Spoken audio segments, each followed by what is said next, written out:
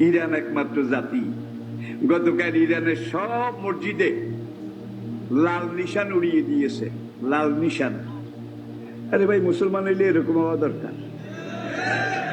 এবং ইরান ঘোষণা করেছে, ইরানের জাতীয় ন্যাশনাল গার্ডের প্রধান, এই লোকটা মুসলিম দুনিয়ার জন্য একটা নিয়ামত ছিল। এই লোকটা এমন ভাবে মধ্যপ্রাচ্যে এমন ভাবে হ্যান্ডেলিং করেছে, কন্ট্রোলিং করেছে, যুদ্ধনীতি করেছে, তা না হলে লেবানন, ফিলিস্তিন এগুলো অনেক আগে শেষ হয়ে যেত, অনেক আগে শেষ হয়ে যেত। কিন্তু লোকটা এত রণকুশলী ছিল।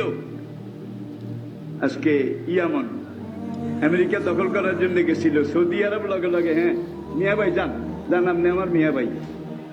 দুবাইয়ে আপনি যান, আপনি আমার মিয়া ভাই। ইসরায়েলে আপনারা আমার বাবা দিগেরেট। সুতরাং এদেরকে দখল করেন। ইরান এটা দখল করতে দেয় নাই।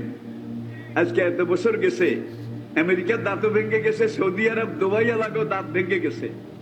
ইরানে হাউসি বিদ্রোহী, ইরানপন্থী মিলিশিয়ারা এমন ভাবে জাগা মতো কোপ দেয়। জাগা চিনেন? জাগা মতো কোপ।